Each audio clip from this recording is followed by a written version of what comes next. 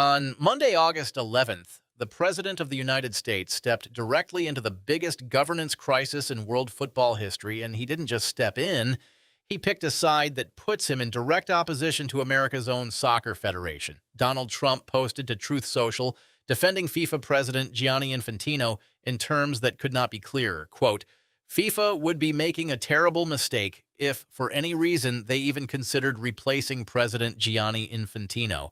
He is fantastic, having just presided over the most successful World Cup by 4 times ever presented. If he is gone, it will never be as successful or profitable again.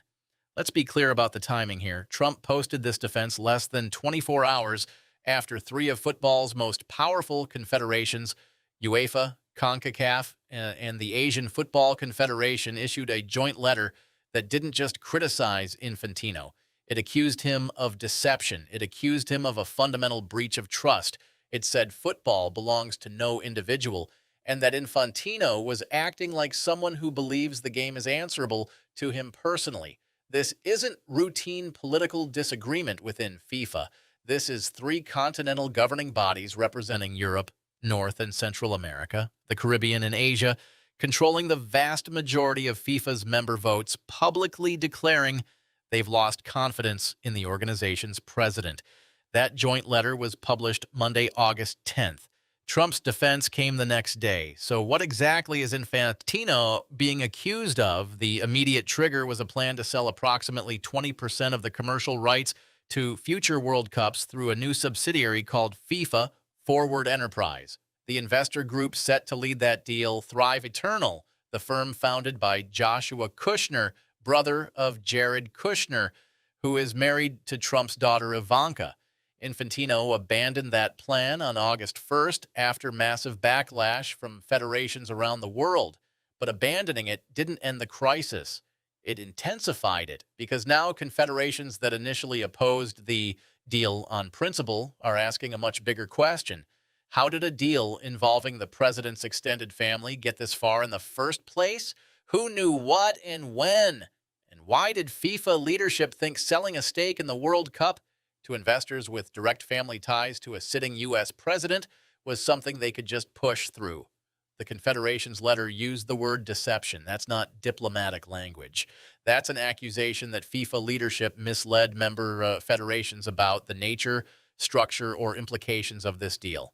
And it's that accusation, combined with separate allegations about Infantino's personal conduct, which FIFA has categorically denied, that's turned this into an existential crisis for his presidency.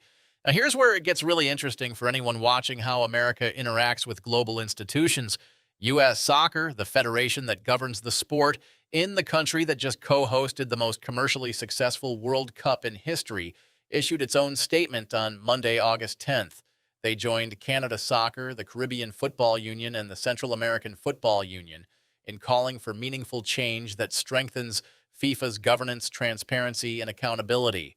Read that again. U.S. Soccer publicly criticized Infantino on Monday. Trump publicly defended him on Tuesday.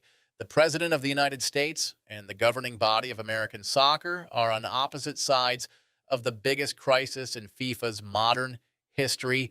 And it's not like Trump's relationship with Infantino is some distant diplomatic formality. Infantino attended Trump's inauguration. That's not standard protocol for the FIFA president. On December 5th last year, Infantino awarded Trump FIFA's inaugural Peace Prize at the World Cup draw in Washington, D.C. at the Kennedy Center, the first person to ever receive that award. That's not a relationship of convenience. That's a relationship that was built, cultivated, and publicly displayed. So when Trump says FIFA would be making a terrible mistake to even consider replacing Infantino, he's not just offering commentary. He's signaling that this relationship matters to him personally, and he's willing to use his platform to defend it, even when that puts him at odds with U.S. soccer, even when the criticism is coming from Europe and North America's own continental federations, even when there are very public questions about a deal that would have financially benefited his son-in-law's brother. Let's talk about what Trump actually said, because the language matters. He called Infantino fantastic. He said the World Cup just held was the most successful ever by 4 times. He said if Infantino is gone, it will never be as successful or profitable again. That's not, I think he's done a good job. That's, this man is irreplaceable, and FIFA will collapse without him. That's the kind of language you use when you're not just defending someone, you're trying to make their removal politically unthinkable. And the World Cup he's referring to, it was absolutely a commercial juggernaut. It was held across the United States, Canada, and Mexico. The final was at MetLife Stadium in New Jersey on July 19th. Spain defeated Argentina 1-0. The tournament set revenue records. It expanded the format. It brought the World Cup to North America in a way that hadn't been done before. Trump's not wrong that it was commercially successful, but attributing that success solely to Infantino and then saying FIFA can never replicate it without him. That's a claim that every confederation pushing back right now fundamentally rejects. They're saying the World Cup is bigger than any individual. Trump's saying Infantino is the World Cup. Now, here's the geopolitical twist that makes this even messier. Mexico's federation has given Infantino its backing. So you've got the three co-hosts of the tournament Trump just praised, and they're split. The United States and Canada are publicly criticizing Infantino. Mexico is supporting him. That's not just a FIFA governance issue. That's a North American diplomatic complication. And the European response, The Telegraph reported on August 8th that UEFA paid a six-figure sum to a woman who allegedly had an affair with Infantino during his time as UEFA General Secretary, which ran from 2009 to 2016. FIFA has called those allegations categorically untrue and defamatory and described the entire wave of criticism as a concerted effort to undermine the organization. But whether the allegations are true or not, they're now part of the pressure campaign. UEFA isn't just upset about the commercial deal. They're raising questions about personal conduct, financial settlements, and whether Infantino has been transparent about his past. So where does this go from here? Trump's intervention doesn't change the math inside FIFA. He's not a voting member. The confederations are. But what it does do is add a layer of political complexity that FIFA has never had to navigate before. If this becomes a story about American political influence over global sports governance, that's a problem for everyone involved. If it becomes a story about whether Trump's family connections created a conflict of interest in a deal worth potentially billions, that's a scandal that goes way beyond football. And if U.S. soccer and the president remain on opposite sides, that's a domestic political storyline that will follow this issue all the way to FIFA's next Congress. Infantino has survived crises before. He was elected in 2016 after Sepp Blatter's corruption scandal. He expanded the World Cup. He brought in record revenue. But this is different. This isn't external pressure from prosecutors or media investigations. This is his own confederation saying that they don't trust him.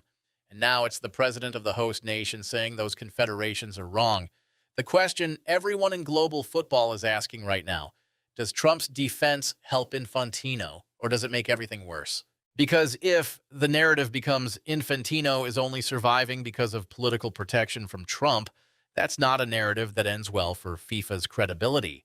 And if the narrative becomes Trump is defending someone his own country's soccer federation opposes because of family business ties, that's not a narrative that ends well for anyone. This story is moving fast. Confederations are meeting. Federations are taking sides, and now the President of the United States has made it clear where he stands. Whether FIFA listens or whether this accelerates the push to remove Infantino, we're about to find out. But one thing is certain, the idea that sports and politics don't mix, that died the moment Trump hit send on that Truth Social post.